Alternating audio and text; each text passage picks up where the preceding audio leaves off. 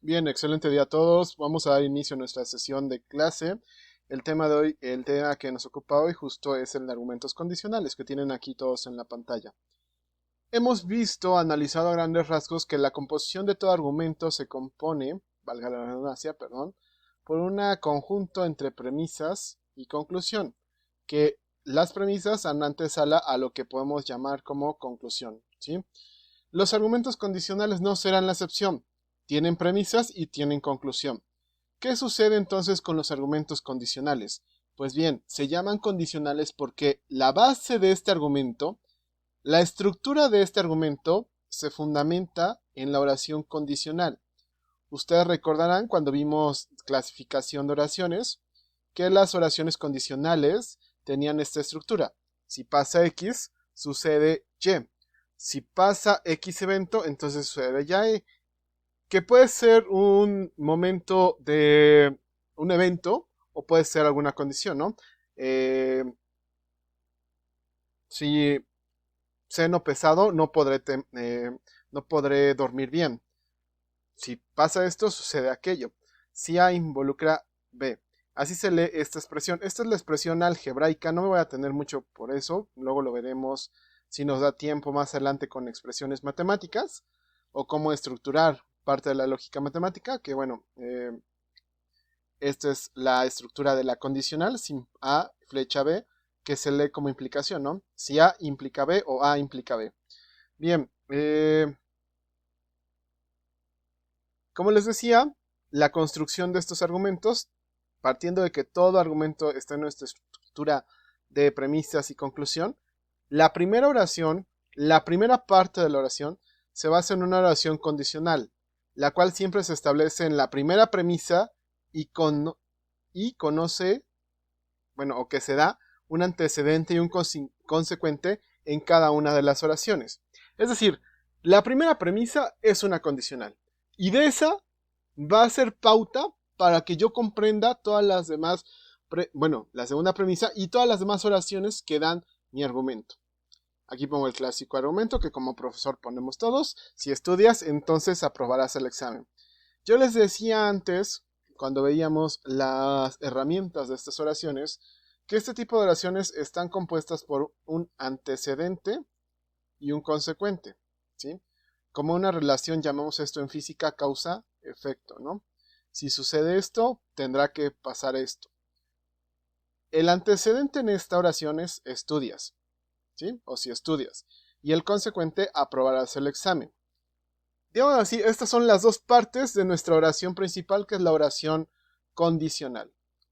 Antecedente, consecuente. No perdamos de vista estas dos partes, porque de las partes de esta oración condicional se desprende la estructura de todos los demás argumentos, o bueno, de cómo yo puedo formar un argumento condicional, si como antecedente o como consecuente. La segunda premisa puede contener la afirmación o negación del antecedente o del consecuente, de tal forma que si esa afirmación o negación antecedente y consecuente, tenemos cuatro posibles combinaciones: afirmación del antecedente, afirmación del consecuente, negación del antecedente, negación del consecuente. Estas cuatro posibles combinaciones nos permiten de alguna u otra forma aterrizar la segunda premisa o de colocar la segunda premisa. Mientras la primera premisa fue una condicional, la segunda premisa puede ser alguna de estas cuatro oraciones o de estos cuatro juicios, como ya lo habíamos advertido. Perdón. El juicio es una forma de expresión del pensamiento que une sujeto y cópula. En este caso, la oración 2 tendrá que ser parte de la oración condicional, ya sea afirmada o ya sea negada. Y es lo que forma la segunda premisa. Por ejemplo, premisa 1. La premisa 1 siempre va a ser la oración principal, repito, la oración condicional. Si estudias, entonces aprobarás el examen. La segunda premisa puede ser alguna de estas cuatro oraciones. Segunda premisa, el alumno sí estudió y esta oración se llama afirmación del antecedente. 2. El alumno no estudió para el examen y esto se llama negación del antecedente. El alumno aprobó el examen Esto se llama afirmación del consecuente. Y el alumno no aprobó el examen, se llama negación del consecuente. Si se dan cuenta, tendremos las 4 fórmulas que me aterrizan una oración. Si estudias, entonces aprobarás el examen. Recuerden que en este caso, estudias es el antecedente, vamos a ponerle una A, y aprobarás el examen es el consecuente, vamos a ponerle una C. En consecuencia, determinamos una conclusión.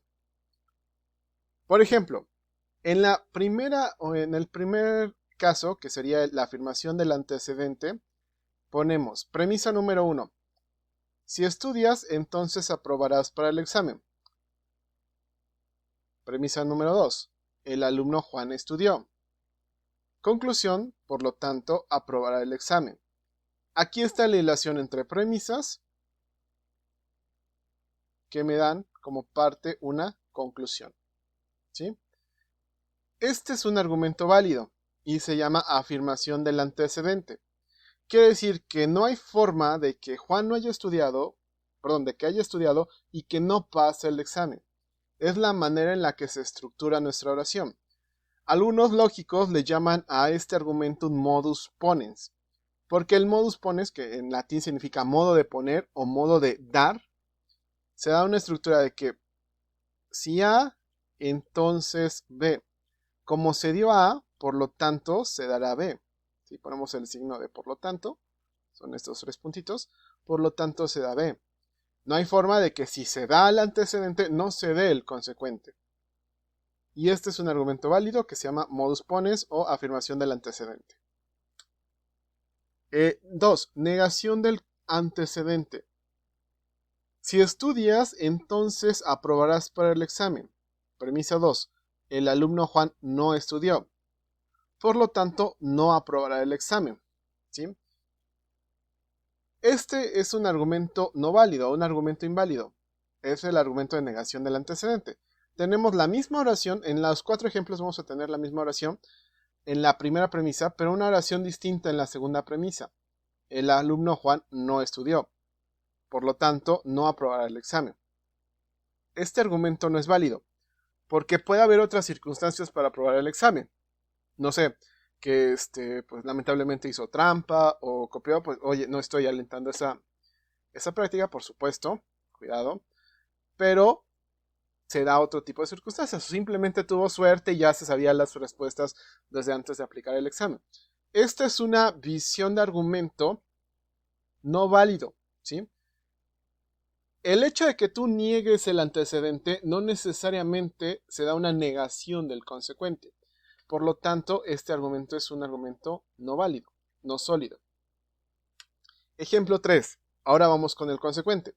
Las 2 primeras fueron del antecedente. Vamos a ver el consecuente. Premisa 1. Si estudias, entonces aprobarás para el examen. Premisa 2. El alumno Juan aprobó el examen. Conclusión, por lo tanto, él sí estudió. También es un argumento inválido, por la misma razón que vimos anteriormente. Pudo aprobar por otras circunstancias que no necesariamente sean el estudio. ¿Sí? El hecho de que el consecuente se dé no prueba la existencia del antecedente. El hecho de que el efecto se dé puede ser por otro tipo de causas, no necesariamente la primera causa. ¿Sí? Este también es un argumento inválido, repito, porque es una afirmación del consecuente. Y vamos a ver el ejemplo 4, con la misma oración condicional. Si estudias, entonces aprobarás para el examen. Premisa 2. El alumno Juan no aprobó el examen. Conclusión, por lo tanto, el alumno no estudió. Este sí es un argumento válido. Si usted tiene negado el consecuente, puede concluir negando el antecedente. ¿Sí? Esto es lo que algunos lógicos en latín le pusieron modus tollens, que significa quitar. ¿Sí?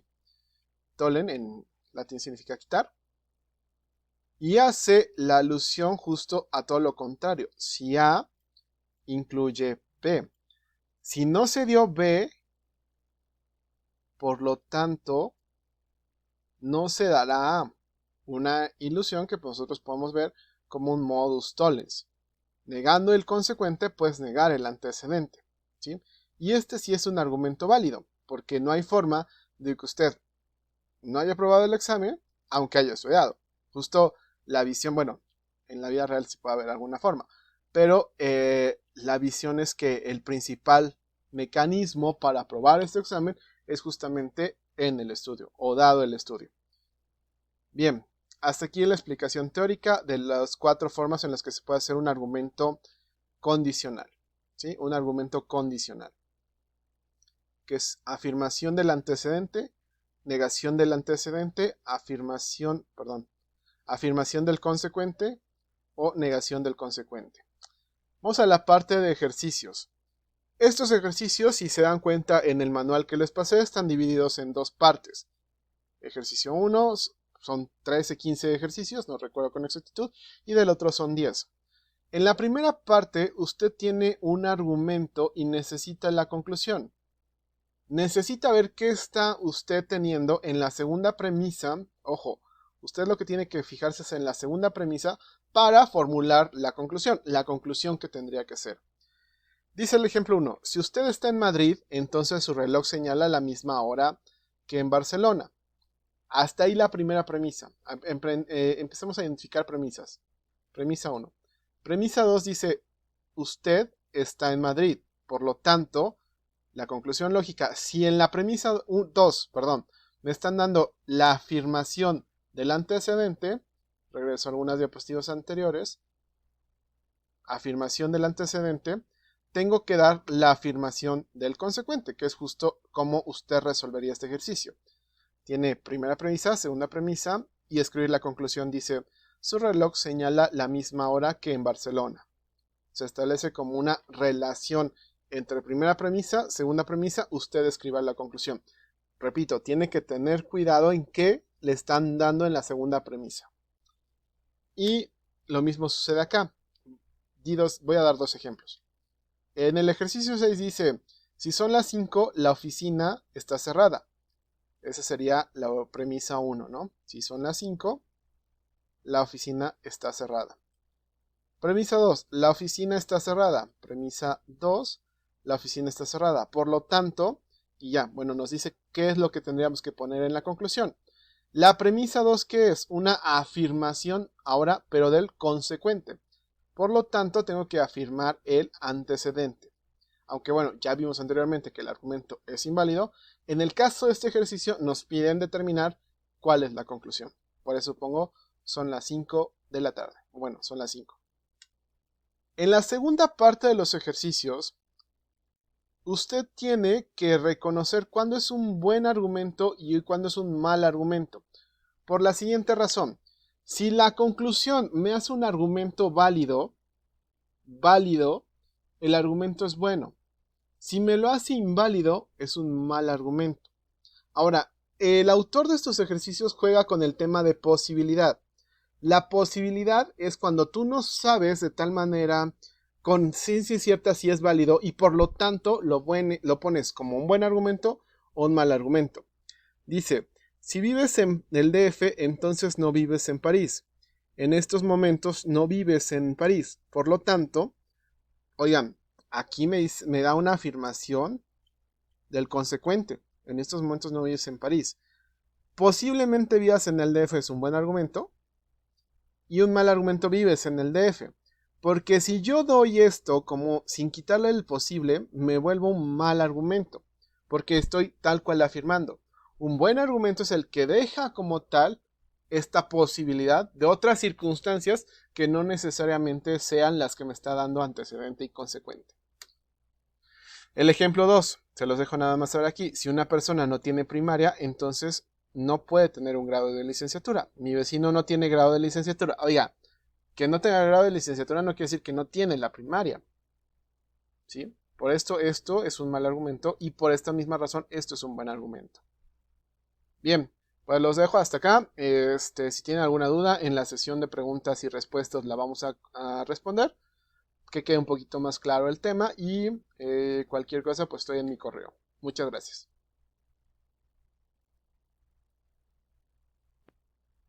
Por cierto, abrimos un espacio de 10-15 minutos para que hagan sus ejercicios y regresamos a revisarlos. Adelante.